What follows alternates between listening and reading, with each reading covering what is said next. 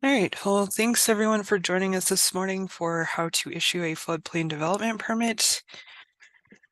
So we'll try to keep everyone on mute just to eliminate any background noise. As you saw, we are recording this, so that will be available later on, probably this week or next week. You're able to use the chat function if you have any questions as we go along, and I will try to save some time for questions at the end as well.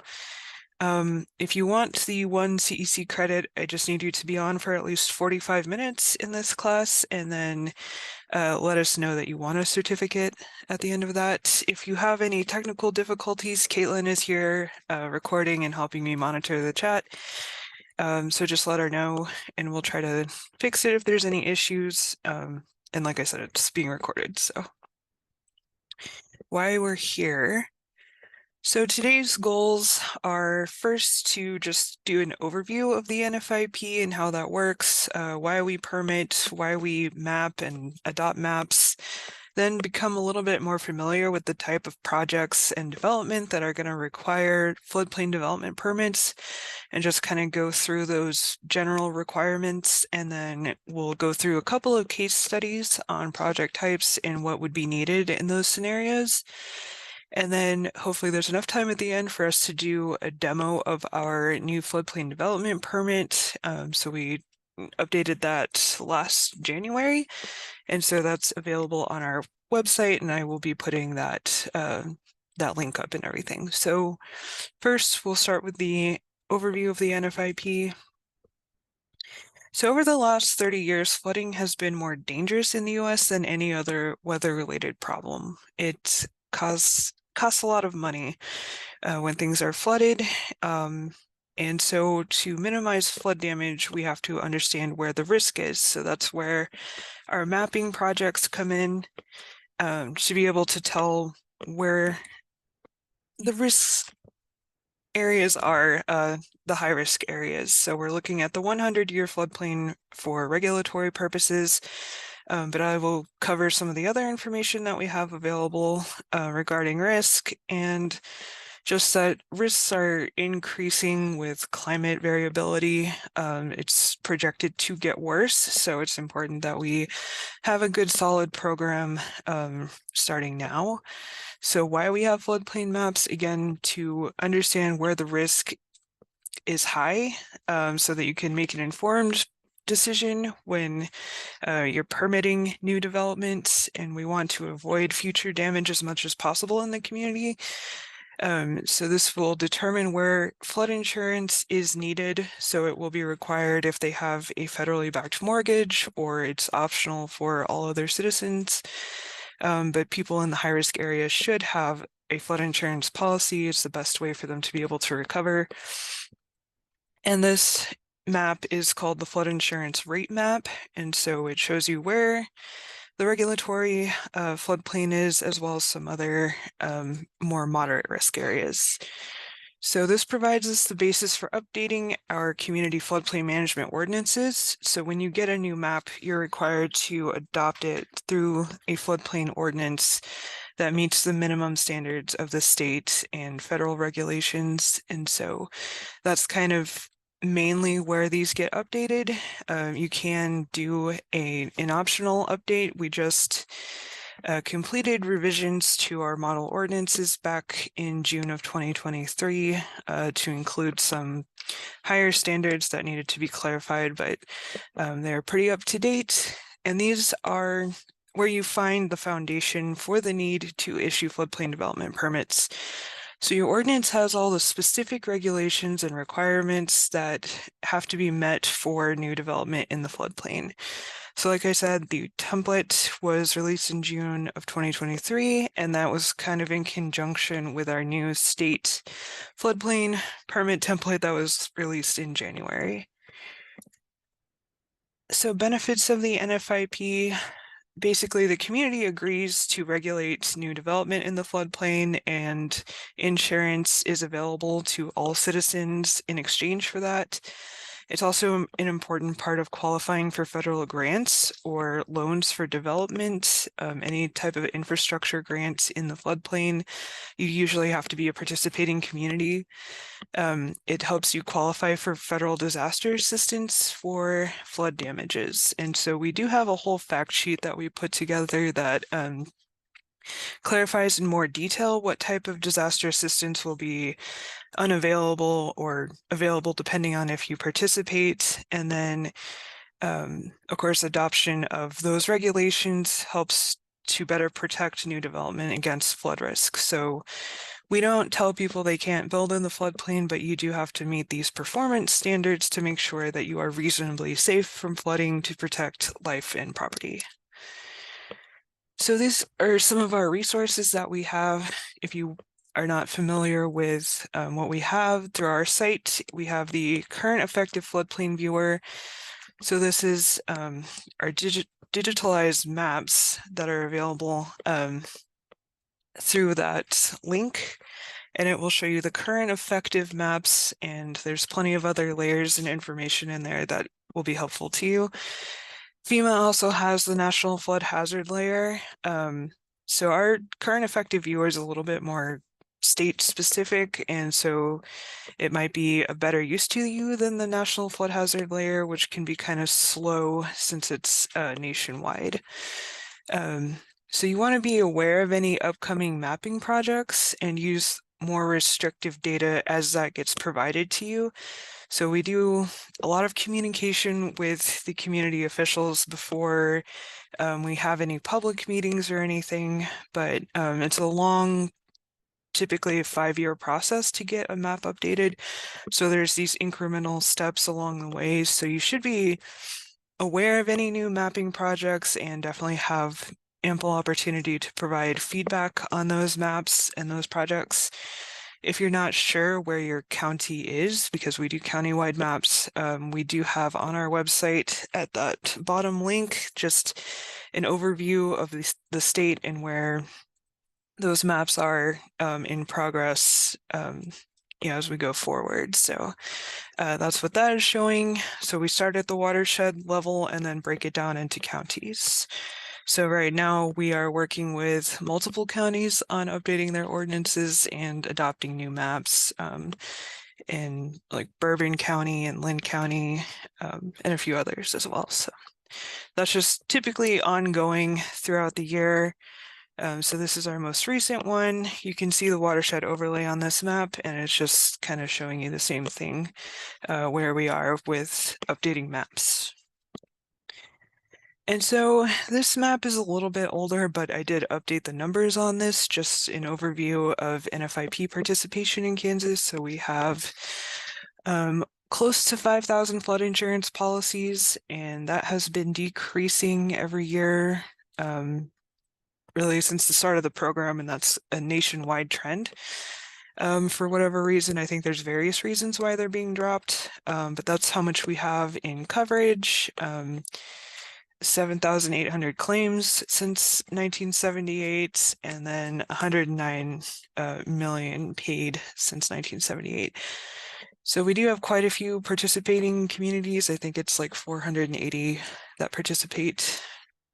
And I do outreach every year to get more people in to the program. So at the end of this, for education and outreach, this is really one of the first places to start, is to prevent future violations and people putting in structures that are at risk by doing outreach to make sure that your citizens that are in the special flood hazard area are aware of their flood zone and those requirements to obtain permits for any new development. And that way they can't be caught off guard, because sometimes violations will happen by those who are not familiar with the floodplain or that there are separate requirements for that. So just making sure that they're educated and have gotten some kind of communication from the community about that status and those requirements. So we do have a newer letter template that can be used to mail to residents about the need to obtain these permits, and no one's going to commit a violation just out of ignorance because they weren't aware of it. If we are at least doing that much, we can prevent the accidental violations.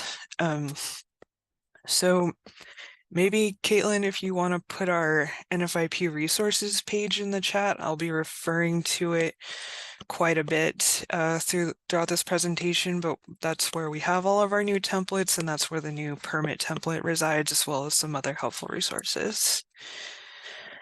So next, become familiar with the types of projects that require floodplain development permits. So the basic rule is that a permit is required for all development in the special flood hazard area that is on your adopted map. So development means any man-made change to improved or unimproved real estate. So really any work that's being done in the floodplain is supposed to have a permit unless otherwise explicitly exempt in your written administrative procedures. So we'll look at that.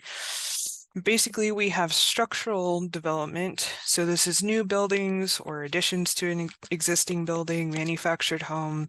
So anything that's an actual structure is going to need a finished elevation certificate to prove that the lowest floor is elevated high enough. The same thing for substantial improvements. Those requirements apply to structures. We have a minimum 1 foot freeboard in Kansas for the lowest floor, and then other types of development would be roads, bridges, culverts, any project that would involve grading or excavation, definitely the altering of stream channels, and that's likely to require some federal permits as well. Land clearing, temporary structures, temporary storage, improvement to existing structures, and that includes any internal work like renovation or rehabilitation. Removal of structures should be documented, and then other things that you might come across like playgrounds, fences, gazebos, outdoor seating, open carports, really anything that's been built there. And then, of course, no-rise certifications are required for any development that's in the floodway. So this is just a screenshot of our new floodplain permit. So we worked with a contractor to try to make it more user-friendly and help guide you through what the requirements are. So there's a set of instructions as well as in the PDF itself, it walks you through what's going to be required depending on how you fill it out. But there's a checklist at the end of the permit basically that goes over all of the potentially required documentation, and that way it serves as a checklist so that hopefully you don't miss anything that's required. You can always reach out to us with questions as well. We're happy to help with the permitting process. And then underneath that, you can see our previous template. It was more of a Word document that it's just like an earlier version of it. So it doesn't have as much detail, and it's not, interactive as a form in the way that the new one is. So hopefully that's helpful to people, and it's totally customizable to the community. So we'll go over that more as we go along and do the demonstration and everything. So I mentioned exemptions and that all development must be permitted unless it's specifically exempt. And so these should be written explicitly in your written administrative procedures. So this is a supplementary document to your ordinance that goes through the specific procedures that people go through for permitting. So it's likely to include your enforcement process, the other departments in the community that might have to review proposed development. And then there can be a section where you specifically exempt things that are not going to cause a flood obstruction. And that way we don't have to burden people with permits that are not really of concern to us, like planting a garden, a barbed wire farm fence, mailboxes, flagpoles, routine maintenance on a roof.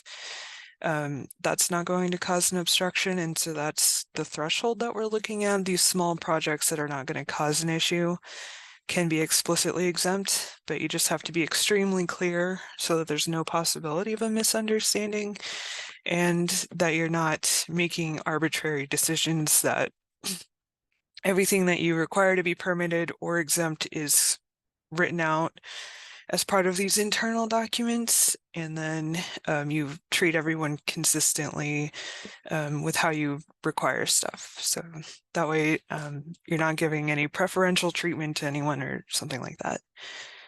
Right.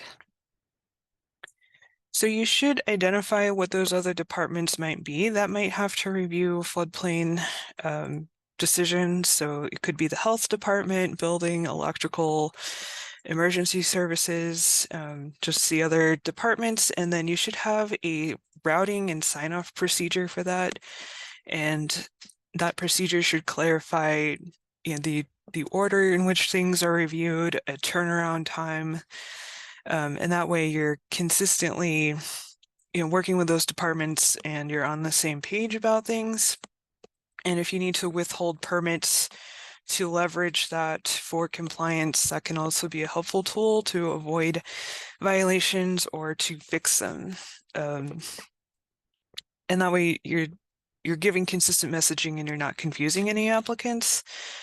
And so it's important for you to be familiar with your adopted ordinance to be able to advise the applicants on the state and federal permit requirements for the proposed development.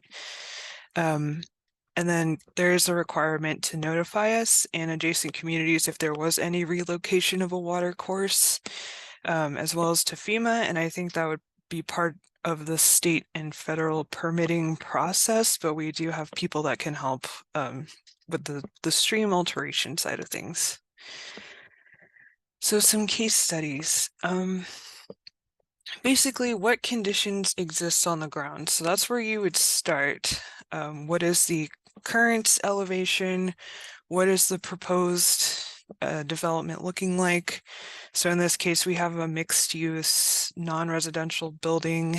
It's a hotel, and it's located in the actual floodway. And so that is, again, where the no-rise certificate is going to be required. So if you look at the bottom right, we have our elevation information section. And so basically you start by looking at the proposed foundation.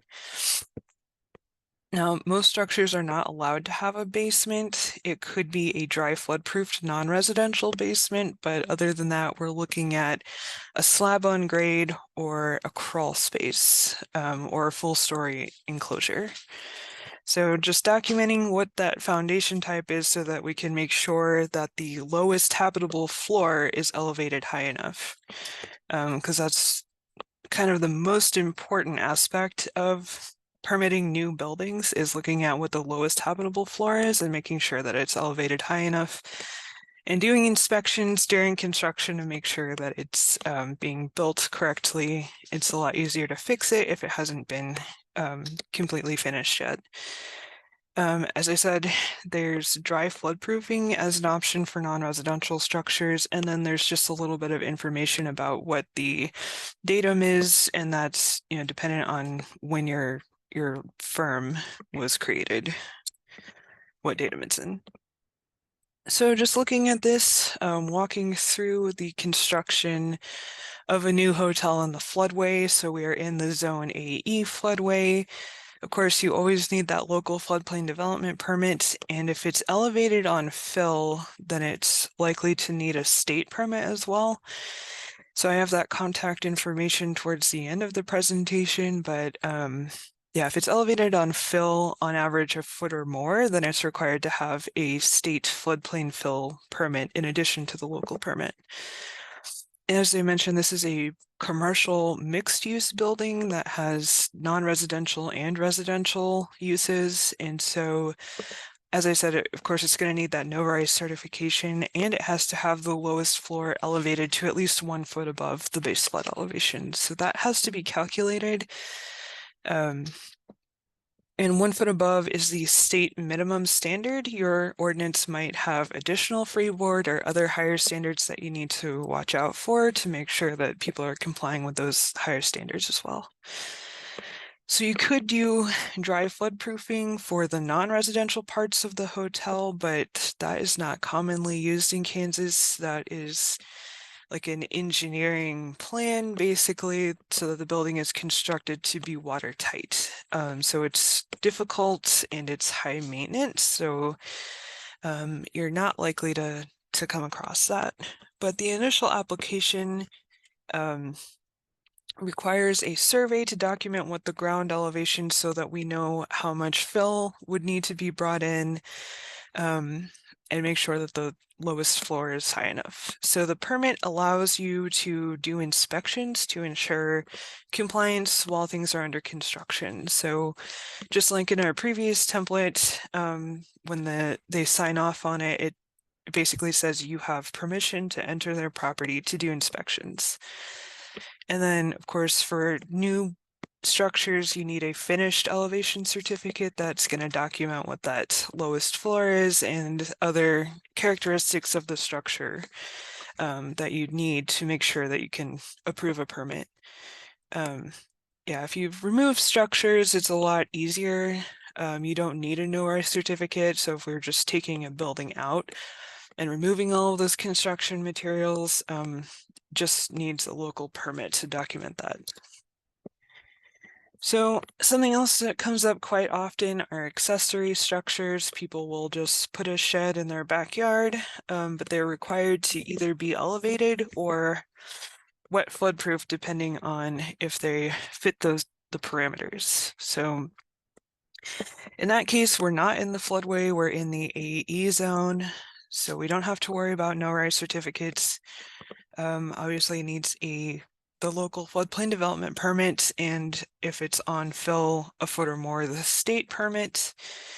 And so if you look in your adopted ordinance, or if you need to update it, we do have the models on our website as well, but there's a whole list of specific requirements for accessory structures to be wet floodproofed. So if it's just a low cost, low damage potential structure, you don't have to elevate it. If it's 600 square feet or less and used only for parking and storage, then as long as it's anchored and equipped with flood openings, it's made of flood damage resistant materials, then it can be just built at grade and not elevated, so it doesn't need an elevation certificate. The other option is to elevate it with the minimum 1 foot above the base flood elevation, and that would require the elevation certificate just to prove that it's elevated high enough, and then that would also be documented for any utilities that have to be at or above the base flood elevation. So again, the survey is not required unless it's going to be elevated. And then flood openings are usually just documented on the permit and verified with the inspection, but if there's an elevation certificate, that would also be part of it. So I would just familiarize yourself with those requirements because this is one that comes up pretty frequently. So in this case, we're looking at a residential addition, and it looks like we're in the AO zone. Zone A. Okay, so we need the local floodplain development permit, and we're talking about a residential structure. So we're going to need the full cost of that improvement. Because if it's 50% or more of the market value of the structure, then it's considered to be a substantial improvement, and then it has to come into compliance with the current regulations. So that means making sure that the lowest floor is elevated at least 1 foot above the base flood elevation based on the new maps. So if it's built from an older map or before there was mapping, that could mean elevating an existing structure, which can be pretty expensive. So that's definitely something to watch out for. And then we're typically looking at a period of 1 year for improvements to be accumulated, unless you have cumulative improvement standards adopted into your ordinance, which usually tracks improvements for 5 years. So, right, we're tracking that improvement over the calendar year unless you have those higher standards. So it's just something to watch out for. And how compliance works depends on, is it a pre-firm building or a post-firm building, and what kind of work are we doing? So this is a matrix from the substantial improvement in damage desk reference. So this is in chapter 6, and I have found it really helpful as it just kind of walks you through what would be required depending on the building date. So the building date will determine whether it's pre or post firm. I think it's the date of the first firm or December 31st, 1974 or something like that, whichever's earlier. I think most structures at this point are post-firm, but it just depends. There are some areas that have a lot of older construction, and so if you're ever confused on what compliance needs to happen for additions or work to an existing building, this chart is pretty helpful. So in another scenario, we have a property owner that wants to add a manufactured home to a lot that's in the red area of the map. So this is a draft map. It has not gone effective yet, but the red area is projected to be added to the floodplain. So this is kind of what it looks like before we've finalized everything. It goes through phases of being updated until it's in its finished project or product. So again, this hasn't gone effective yet, but the area in red is projected to be added to the floodplain. So what should you do as a community official? Ideally, you'll use the most restrictive data for that development between the two maps, whichever one is more restrictive. You don't have to do that until those maps are finalized and you've gotten through your appeal period and you're in the LFD or letter of final determination stage where they're considered final. But if we audit your community, we would be comparing against what was effective at the time. It's just better advised to use the more restrictive data if you're in that period of a map update. Manufactured homes have to have the local permit with, again, the lowest floor at least 1 foot above the base flood elevations, including the utilities to be elevated or watertight and floodproof, but they also need to be anchored properly. So the floodplain requirements sometimes discourage people from putting manufactured homes in the high-risk areas, which is kind of a good thing because they don't stand up as well to flooding as your traditional stick-built construction, so they're not an ideal development for these areas, but it's still allowed as long as it's elevated properly and it follows all the requirements that are in the ordinance. And you'll find these in our template ordinance in Article 4. That's where all the specifics are listed as far as performance standards. And it might require a state permit depending on the type of piers that are used. So another thing that's come up quite a bit as we are in Kansas is agricultural structures. So FEMA has clarified that they can also be built at grade and wet flood proofed as long as they meet the requirements and they get a variance. So solely agricultural purposes.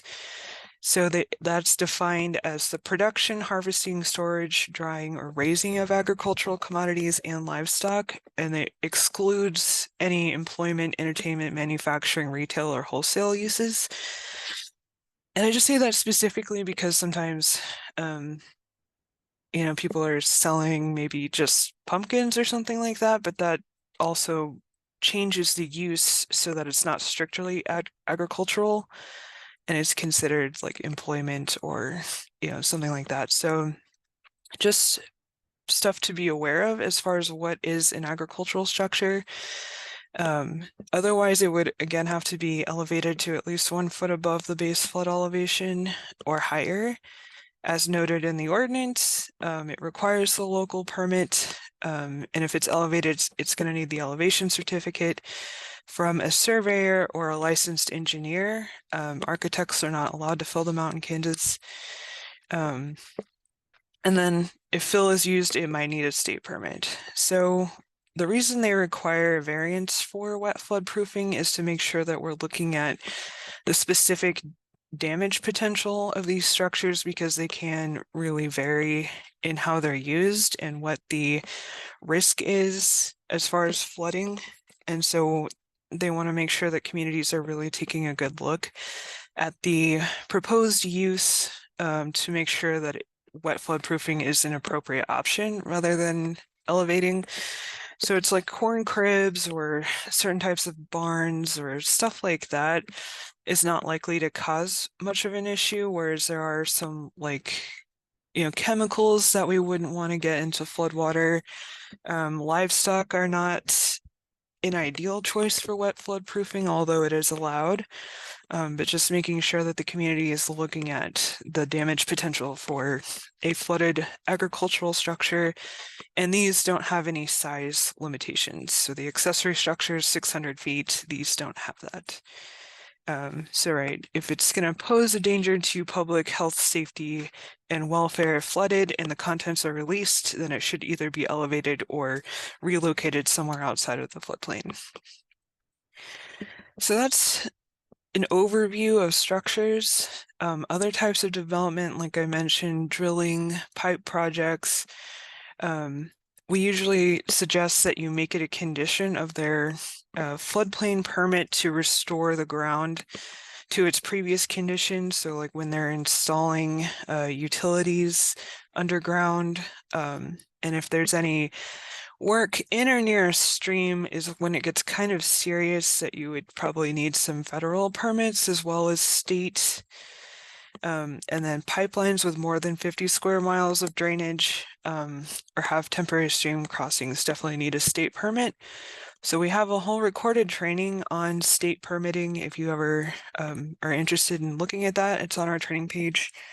And then we do those live in February, but we have a whole stream obstruction team that works on that, separate from the floodplain team.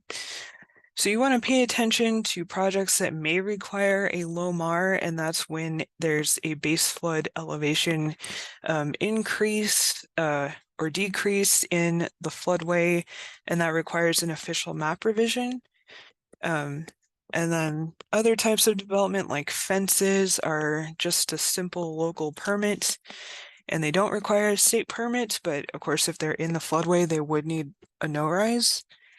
And then a no-rise certificate is not required for removal of structures from the floodway or modifications that don't alter the building footprint. So it can be, you can have a vertical addition and not need a new no-rise, but if you extend the building footprint with like a lateral addition or something like that, then it would probably need the new no-rise certificate.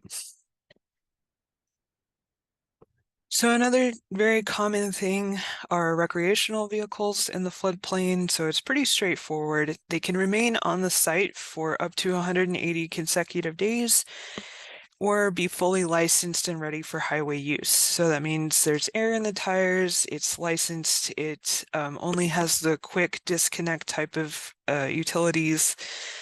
Otherwise, if it doesn't meet those standards, then it has to have all the same requirements as a manufactured home for elevating and anchoring and getting that permit. Another issue we deal with a lot in Kansas specifically is that a lot of people will just store items in the floodplain, like old cars or other types of equipment or other just, I don't know, objects that could become debris and cause additional damage in the case of a flood. So they're supposed to be anchored or easily movable, such as a trailer that can be hauled away in the event that there's a flood warning. Items in the floodway would require a no-rise certificate unless it was pre-existing to the map. So these violations do occur when junk is stored in the floodplain. Like I said, just random items. That's pretty common, and it is technically a violation. So in Liberal, a question was asked about storing mobile homes in the floodplain. It's really not a good idea. Anchoring them was the best strategy in that case because it's something that wasn't readily movable, and it's definitely not low damage potential, so that is what we're looking at for storage in the floodplain. So another aspect of doing permitting and just floodplain management in general is the Endangered Species Act. So FEMA used to have the responsibility to look into potential violations of endangered species habitat or species being harmed. After they were sued, I think by the NRCS and a few other agencies, they kind of made it the community responsibility to evaluate this for new development. So this is mostly in areas that have not been developed. And if you're aware of any endangered species that are in your area, it might be good to just check with the U.S. Fish and Wildlife Services in Manhattan. They can give you a determination on whether your proposed work could impact any species. And so for this, we're just looking at federal species, not the state species, but it's just something to be aware of. But they should be able to give you a determination. There's also the Information for Planning and Consulting, or IPAC. That website can also help you prepare a submission to the U.S. Fish and Wildlife Services, or at least a process to determine whether or not you need permitting or further assistance from them. So yeah, they have plenty of training on that webpage if you're interested in that and how it works. But it is required for the community acknowledgement form for a LOMAR F that you verified that there is no threat to an endangered species. So where can we find more information on this stuff? The finished elevation certificate is your typical document that you're going to require that will give you all of the building characteristics that you need to determine if it's compliant. Other than doing your inspections, we're looking at the top of the bottom floor. We're going to compare that to B9, which is the base flood elevation. The lowest machinery or equipment servicing the building needs to be at or above the base flood elevation. Some communities have adopted a higher standard for that. And then what the lowest adjacent grade is, that will tell you if it's eligible for a letter of map change. So if it's at or above the base flood elevation, that will help qualify them for a LOMA, because you're likely to get questions about that. People definitely want LOMAs to take them out of the floodplain and remove the mandatory purchase requirement for flood insurance. So these are just things to be familiar with. We are going to have training next month. I don't know if it's going to be the 7th or the 9th. That was left over from last time, but sometime next month, and I'll be sending out an announcement that we'll be doing our elevation certificate classes. And if you go to our training page, we have plenty of recorded trainings on LOMAs, LOMAR-Fs, substantial damage. We have all different types of recorded training. So how would you obtain the base flood elevation? So for a detailed study like an AE zone or a floodway, then you need to use the flood profile that is part of the flood insurance study, which accompanies the map.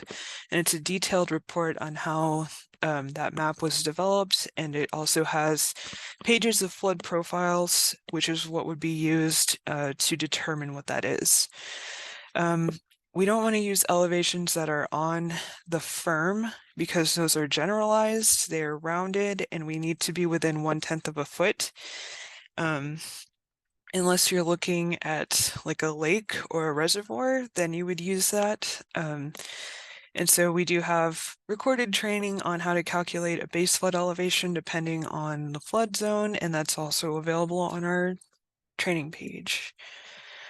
So if you're looking at a Zone A development, community officials and applicants themselves can go to our base flood elevation portal, just register for an account, and then you can go into the map and draw a polygon over your project area. You just give us a brief description of what that is, what you're planning to do there. and what the purpose. So then we'll calculate that depending on what the request is for, what kind of development, will determine what kind of data we use for that. But we do have this as a free service where we have someone in our office calculate this for you. And then the community permit review. So the permit, once it's issued, is the official authorization of the community for the applicant to proceed based on the information that they submitted. And so that issue date is the start of construction, which is good for 180 days. If it expires and it hasn't been completed yet, then you can extend that. If you have to deny a permit because it's not compliant, the applicant can withdraw their application, they can revise it to make it compliant, or they can submit an appeal to the appeals board and request a variance. And so you want to provide any denial in writing to the applicant so that they can make those corrections. So you'll want to cite exactly what's not compliant about it and what would need to be adjusted so that you can approve it. And hopefully that would reduce the amount of appeals being made. But appeals could be caused if you have ambiguous language either in your procedures or if your ordinance is outdated. People sometimes have different interpretations of what it means, and so that's why we're very specific about definitions. And then there is that process for referring those disagreements to the Board of Appeals, and then they make a final decision. There are certain situations where you have a special review to determine if a certain use should be allowed, so special use permits, and the official body determines if that can be issued. And then variances, they have the right to seek that permission to build outside of your ordinance requirements. And so this is meant to be based on very unique site characteristics and the use of the structure, the ability of them to use the land. And so we definitely want to educate the appeals board on what the FEMA NFIP variance criteria is, because the reasoning can't be personal, so nothing financial or aesthetic or based on convenience of the applicant. It has to deal with the land. So yeah, the variance laws are specified in the Kansas state zoning laws, where you'll find many of our regulations for the floodplain, including our minimum freeboard and publishing and adoption requirements and so on. So they need to be considering the NFIP criteria when they're considering a variance request. When it's done right, there's very few situations that actually qualify for it, because the good and sufficient cause, again, is pertaining to the land and not the applicant or any person. As I said, no financial reasons, aesthetic concerns, or convenience. It has to be exceptional, unusual, and peculiar to that piece of property. And then the hardship has to outweigh the long-term risk to any future owners or occupants, and the need to protect citizens from flood danger and damage. So in summary, we need to verify that development is in the special flood hazard area, which triggers the permitting requirements, and then issue those permits. Again, development is any man-made change. There's the minimum freeboard requirement for the state, and communities might have a higher standard. And that's documented on the elevation certificate that you get once the construction has been completed. Again, accessory structures, very common. If it's 600 square feet or less and used just for parking or storage, it can be wet floodproofed and it doesn't have to be elevated. Fill in the floodplain that's more than a foot will need a state permit. And then you'll want to keep all of your permits and associated documentation indefinitely. So you want to keep those on file and organize them, I guess, what FEMA recommends is doing it geographically so you can track the history of that property and what work has been done on it. But you definitely want to back that up and have multiple copies of these files and then keep them on record. So permits might be requested if your community is audited by us. So we audit floodplain programs for communities just to make sure that you're doing everything that you're supposed to do and help you fix any deficiencies. So you might consider some permit management software. We also have this fact sheet that we put together just to kind of guide you through other permits that are commonly required for different types of development. So for fill, the U.S. Army Corps of Engineers might need to be involved. As I said, the state, KDHE potentially.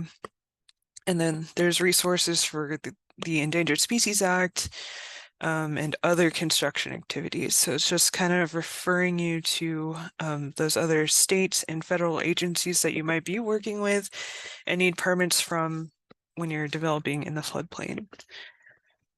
And there are some common mistakes that we see, not realizing that everything that's developed in the floodplain is supposed to have a local permit, not doing the outreach to let people know that they are supposed to be, getting a permit for any development that they want to do, not tracking cost of improvements or repairs to damage for substantial improvement and damage requirements, which usually means bringing it into compliance or just failing to do those inspections, which then leads to a low floor violation.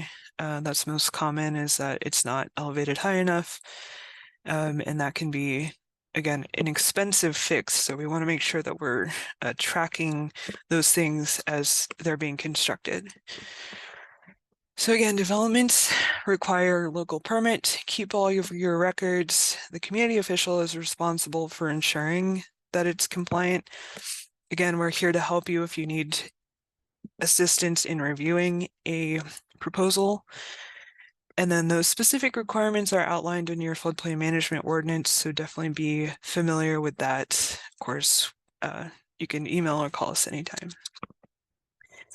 So this is our contact information. So you have me, and then Caitlin's still pretty new. She's learning, but we are available. And then if you have state floodplain, stream obstruction, or fill permitting questions, Janelle Phillips in our Manhattan office handles those.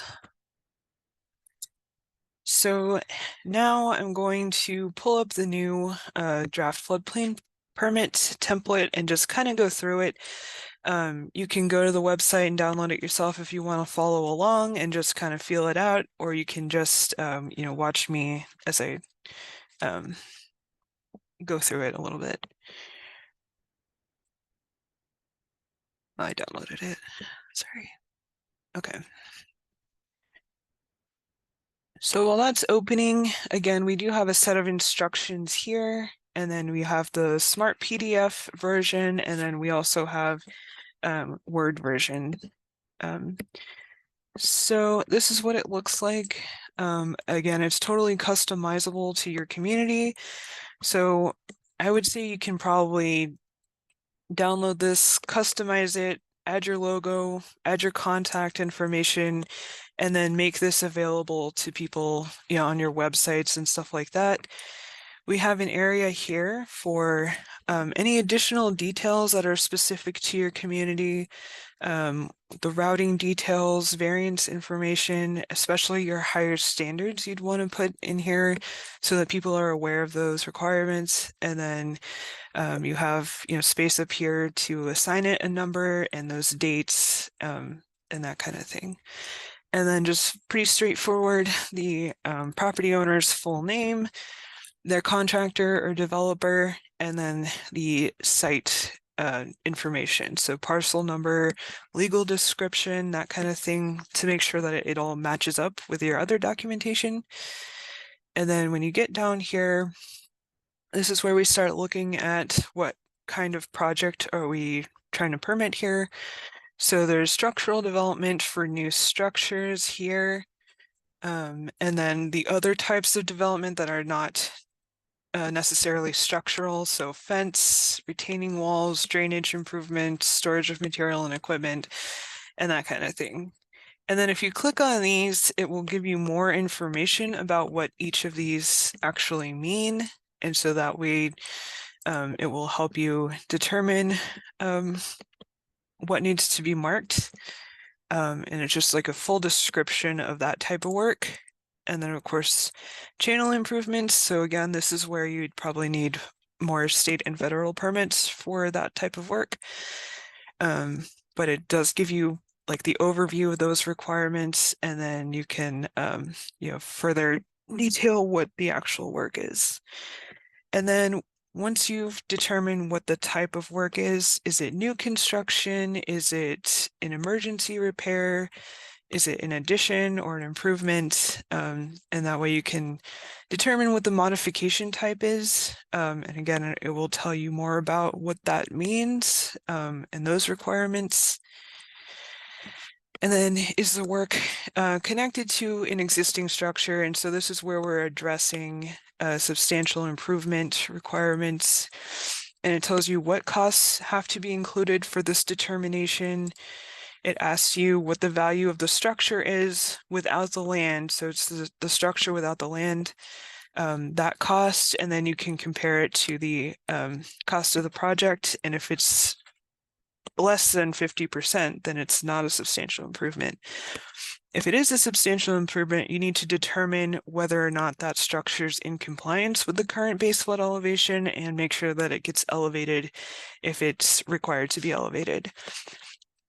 The year built helps you determine is it pre or post firm, and then where you got that valuation for the structure. So that could be property taxes, it could be an appraisal, or there's other ways to determine that. Just keep it consistent. And then if it's repair of damages, we're looking at the date of that event, and then we're looking at how many consecutive months has service been discontinued, and that's to address your non-conforming use rule. Then the elevation information. So this is where we would determine the lowest floor. So we're looking at what is the bottom floor. So that's whatever's the lowest on the structure. Whereas the lowest floor, we're referring to habitable. So this is the one that has to be elevated. You can have a compliant enclosure. There's no new basements, but there are plenty of existing structures that have a basement already. And then dry floodproofing is for non-residential structures. And then there's a section for your firm information. So what zone are they located in, and what's the base flood elevation? And then depending on what you select, these are kind of the smart features. So if I say it's a residential addition, then when you come down here, it will highlight in these boxes what are probably the requirements that you're looking at. So making sure that it's compliant. You can't start work until the permit is approved. Structural development just goes over those basic requirements. Of course, you can go in and customize this to whatever standards you have adopted in your community. And then, of course, the finished elevation certificate that's required. The permit can be revoked if you don't follow these rules and requirements. And then this is where I mentioned before the right to inspect. So as they sign it, they're giving you permission to inspect the work as it goes on. And then there's a signature section.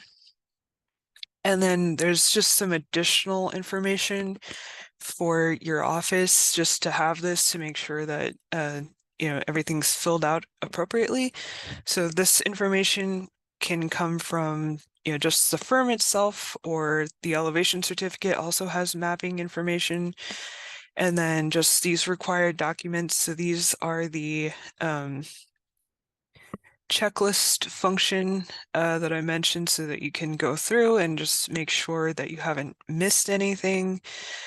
We have just some more boxes that you can use to keep yourself organized on the completeness check and what's required. And then at the bottom, there's a permit decision, again, approved. approved with conditions, or if it's denied, then you attach the explanation for that to this document. And then if a variance is granted, that's also there. And then you have your signature area. So hopefully that's pretty straightforward. Again, there's a set of instructions that you can look at, and hopefully this kind of helps you to determine what's needed depending on the type of work that you're doing. And with that, we have just 5 minutes left. So were there any questions in the chat? Yeah, we got one question while you were going over the accessory structures case study. There was a question about whether those requirements would apply for an accessory structure in like a Zone X area. So no, not unless you have that adopted. So your ordinance has a section that says land to which ordinance applies. And so you can add in like a shaded zone X to be regulated the same way as the rest of the floodplain, but otherwise it's not regulatory and that's not required. It's only the 1% annual chance flood.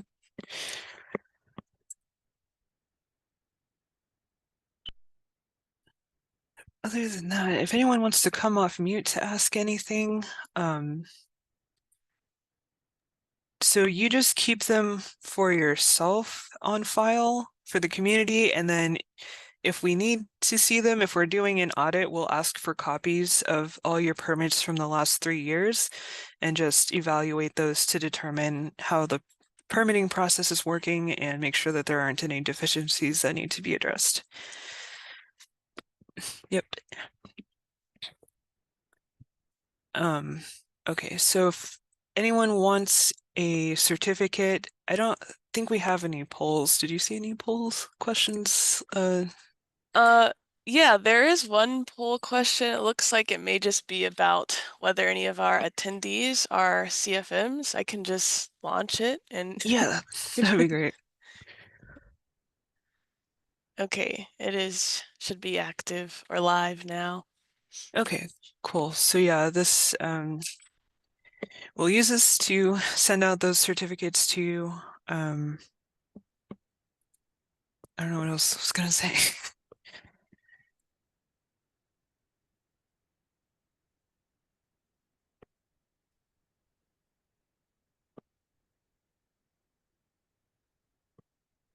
So Caitlin put in the chat where you can find these, but I'll go ahead and put it in again in case you came in late and you didn't see that. But it's all on our resources page, and you can navigate from there to our training page as well. And our mapping projects and everything is contained there. We just updated our website.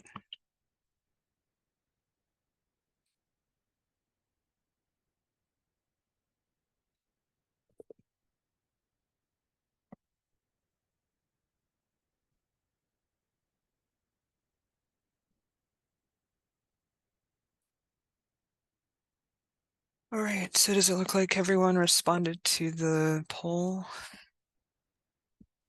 It looks like it. We have 15 participants and oh, okay. It looks like there may just be one more person who may want to It might be me. respond. Okay. Yeah, so I will get those certificates out to you, and I will send a follow-up email that has most of these resources and then a post-training survey for you to fill out so that we can get your feedback and improve these classes for the future. But other than that, I appreciate you guys being here with us this morning. I hope you have a great rest of your day.